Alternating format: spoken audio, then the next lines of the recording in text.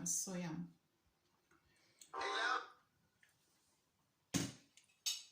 I almost didn't come on today. Almost. I've had a bit of a muted week and I thought I didn't want to come on with low energy. But then this morning I went to my doctor's. I've been bitten by all these insects or something. Got all these little marks on my ankles, and I was worried that it might be some kind of tick bite. I don't know. So this doctor guy, he's young. He's much younger than me. Well, not much younger than me, but he's younger than me. And he's very professional, but I can see that there's a part of him that just wants to not be professional, as in, not like that, but as in he just wants to be a bit cool, because he is cool for a doctor. So, because I know he's younger than me, and I know that he's got a coolness to him, because he rocks up. Sometimes I've seen him just rocking up in his gym gear. Yes, this guy's kind of, he's a bit of a beefy type. So because I know that he rocks up in his gym gear, I'm like, this guy's got to be cool. There's got to be a coolness about him. So anyway, we had a little bit of a laugh today in my consultation, and it lifted my mood a little bit. So I thought, no, I have to come on. And then weirdly enough, I came home and I just kind of happened on this track. A little bit commercial for me, but I like the snare. I think I've got a thing about snares. So yeah, he said he doesn't think it's a tick bite, but I would have quite liked him to do a I hope I don't have anything in my teeth. I would have liked him to do a blood test, but it's okay. Last night I was thinking about the things I had to say to him before I even went to see him, because I'm tired of doctor stuff, and I think the past couple of years it's just been me trying to improve my bloods. Oh, this is what I wanted to say to you. So yeah, the reason I was thinking about it last night carefully was because I didn't want to have to go back again, and I needed everything to be done in the right way. This is what he said to me. He said to me when he saw these insect bites or whatever they are on my ankles, he paused for a second and then he said, might it be bed bites? And then he said, but you don't look like someone who would suffer from that. I can't remember the last part of what he said, but he basically said, you don't look like someone who would have bed mites in their bed. And, I was so impressed by him for saying that to me, because I'd been thinking the same thing. You know what I'm like about cleanliness, though. I am messy, but I'm clean. I like cleanliness. And the only reason I'm messy at the moment is because I can't figure out what to do with all my clothes. That's an ongoing saga. We can talk about it another time. I haven't bought any clothes, by the way, in about 3 years, almost 3 years. I'm really proud of myself. And it's just because I'm trying to minimize my life as much as possible. I was so impressed he said that to me, because someone else might be offended by that. So for him to say that to me, I think it takes courage, but at the same time, I think he recognizes that I'm easygoing and it's cool. But also, maybe because of the way I dress, I wouldn't take it offensively, because it's kind of it feels like it would be a ludicrous thing maybe to say to me. So I said to him, thanks for saying that, because I wondered it myself. And then I said, but I'm really obsessive about cleanliness. And then he laughed and he said, yeah, it's probably not the right thing to say to people. And I said, no, it's absolutely fine. I'm glad you mentioned it as well. Why am I telling you this? I'm telling you this because how you dress, I've talked about this, and I don't want to go on and on about it, but it makes a huge difference. So I come from a Persian background, and for us, for Persians, how they dress is so important. It's just a cultural thing, like for the Japanese. It's just part of the culture. There are some Persians who are gaudy, and it's not really my thing. But even then, they still care about how they look. It's just a part of Persian culture, like it is for Japanese culture, like it is for the Germans, the Scandinavians. And whenever I go to places that are serious, like for example the doctors, but you know, I tend to always dress, when I'm meeting people, I dress less casual than I might do. But even my casual isn't really casual. I'm only telling you this because it makes a difference to how people treat you and the service that you might receive. He, without my knowing it, he's taken me in one glance. He's seen, well, he knows me, but do you understand what I'm saying? That has an impact on how he treats me and what he's thinking about me and how he sees me, how he perceives me, and how helpful he might be towards me. It's really important. I can't go on enough about it. So yesterday I was on the train, on the tube, and I was heading into Central. And I can talk about this today because my route where I got off is different. It's not a usual route for me. So I had to get off at King's Cross yesterday. And with the Piccadilly line, sometimes when you reach that end of London, King's Cross is in central London. When you start to reach that end of London, sometimes the automatic voice message says the wrong station name. I've always noticed it around that point. So we get to a station called Russell Square, which is one stop before King's Cross, and the female voice, automated female voice, says, "We are now at King's Cross, please alight." Or please, whatever. I can't remember what the message is. So I know the stations without even having to look. But I just instinctively, I know where I'm supposed to be, when the train is supposed to be, where it's supposed to be. I know we're not at King's Cross. So I look out and just to make sure, and it clearly says Russell Square. So I try to stop the people that are getting off with all their bags. Some of them are tourists and others are just not paying attention. So I say, no, it's not. I kind of put my hand out and I said, no, it's not King's Cross, but they'd already got off. And then there was a guy next to me who'd cottoned on at the same time as me, office worker, suit, tie, not suit because it's hot, but he was in a shirt, he was dressed smart. And we looked at each other, and I think he tried to say something as well, but it was just too late. We looked at each other and we had a little laugh, and then the train doors closed. And I can tell that he's cool, he's okay, he's easygoing. So the train starts to rumble along, and it's so loud at that point in the journey, so you kind of have to shout a little bit. In that part of the train journey, it starts to get really loud because you're underground now. So I looked at him and I said, just as a joke, I just said, I don't know why I was trying to stop them from getting off.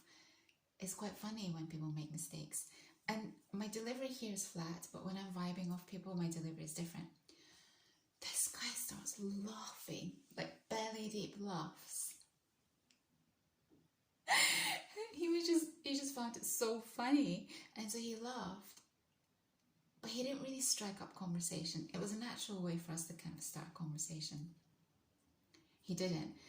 And then as the trains, there's like one stop before we have to get off, because I'm assuming he's getting off at King's Cross as well, because at the same time he was about to kind of get off, and then we both noticed. Okay. So I know there's just one stop, so there's no harm in speaking to him. But he's laughing, he doesn't engage in the conversation really. I feel like he didn't really know what to say, and that's okay. And then the train's rumbling along, and I don't hold on to anything on trains because, as you know, I have a secret desire to be a skateboarder. If I was a fish to water, I would have been a surfer. But since water and I are not completely best buddies, skateboarding it is. So I don't hold on to anything on trains. I just use my body to balance myself up. The train lurches forward and I jump in his direction. But I'm in control because I have enough balance to be in control. But we look at each other and I start to laugh and I say, you see, I was mocking these people, even though I wasn't really. I was mocking these people and this is what happens. And again, this guy, again, it's my delivery. It's the way I deliver it. I can't really, it doesn't work because I'm just here by myself, you guys. You're missing out on my sense of humor. So he starts laughing again, like belly deep, loud. And just at that moment, the train kind of arrives at King's Cross and he's still laughing, and it was just such a lovely laugh. I feel like he just didn't really know what to say, but also I think with London, people just don't talk to each other anymore. Back in the day, you could have a little conversation with someone on the train and it would be totally fine, but people just keep themselves to themselves these days. So I think that's part of the reason as well that he didn't engage in the conversation. But the train doors open and I wait for him to go first. We're standing in the same position, but I just wait for him to go first. And then he gestures towards me and he says, please. And I say, thank you. And then I say bye and I wave to him and I just go and I just walk off. And it just made me so happy. And I was thinking about what I'd said in that other previous video when I went jiu-jitsu crazy on that commenter, when I was saying that it's important that you just talk to people for the sake of just talking to people. I didn't fancy him, I wasn't attracted to him, but he was cool. I could tell that he was cool. Office workers generally tend to be, for the most part, because their life tends to be quite serious, and when someone can disarm them a little bit, they seem to love that. Hence why I say to you guys that finance bros tend to get on very well with me, because I think it's this whole disarming thing. I think people just don't expect women to be funny. I don't even think of myself as funny, but I like laughing. So I like to laugh. I like to be happy. So any moment that I can, I try and think of something that can ease the moment, because I just want to have easy relationships with people and I just want to laugh. So that just kind of made my day. It set my day in motion, and it was just a happy moment. And that's in connection to that video where I was saying, you don't need to want to get something from someone. Just talk to people if you can. Learn how to talk to people. It's important. I also want to mention something about that video that I put up. Maybe you think I was a little bit tough in that video, but we can't have this victimhood. We just can't. We can't make ourselves victims. If I told you all the things that are going on in the background with me and the losses that I'm taking and how brutal it is and all the other stuff that's going on, having to manage people and manage their emotions and how exhausting that is. Manage your own emotions, people.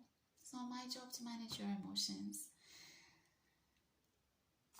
This is related to something else that I saw today. I feel it's going to be a long video. I'm trying to hurry it along as well. Oh, something else happened to me yesterday, but I won't mention that because then it just sounds like I'm gassing myself up and I don't particularly want to do that. Yeah, we can't make ourselves victims. I refuse to be a victim. I'm not a victim. It's just setbacks. What was that really great quote that Dr. Orion Taraban had said that one time? You're not depressed. You're simply not achieving your goals, something like that.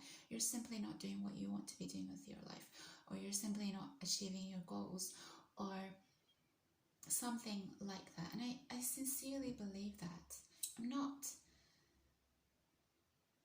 a victim, and neither are you. Don't make yourself a victim.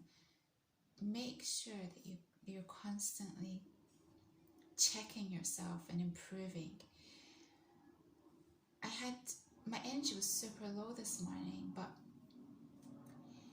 the doctor, that interaction with him, and the receptionist, oh my god, he was really beautiful.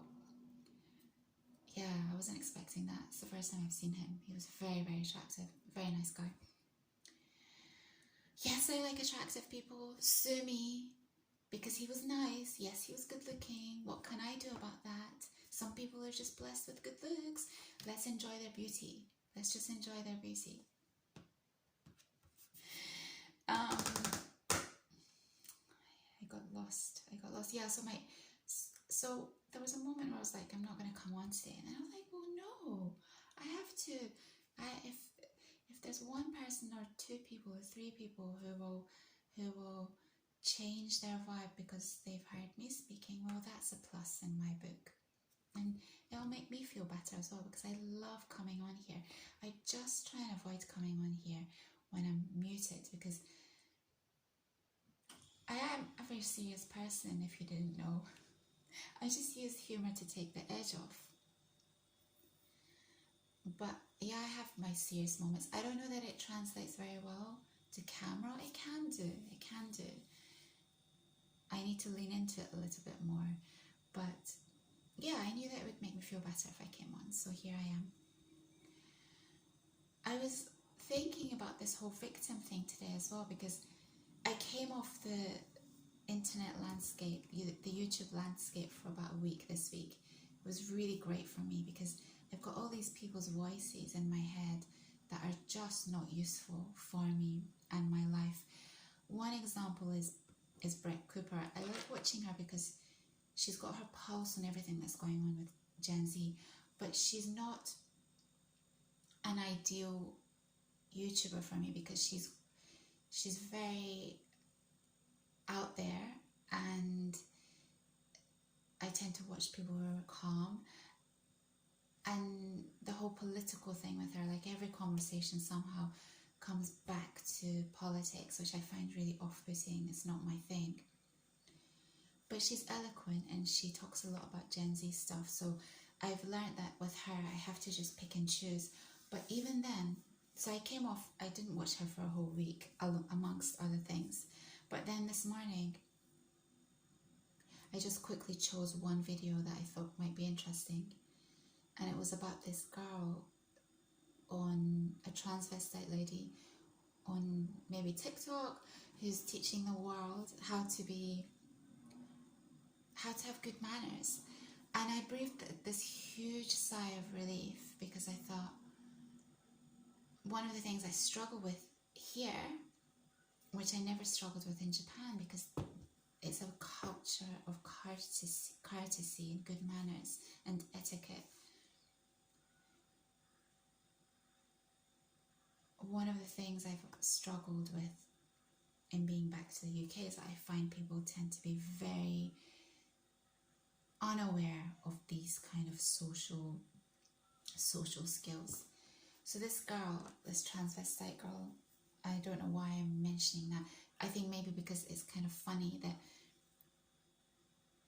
the message has been heard very well, it seems, and people are taking notes. And she's basically telling people, just be mindful. Yes, be mindful. Be aware of your surroundings. Be aware of people's needs. Don't be selfish. Don't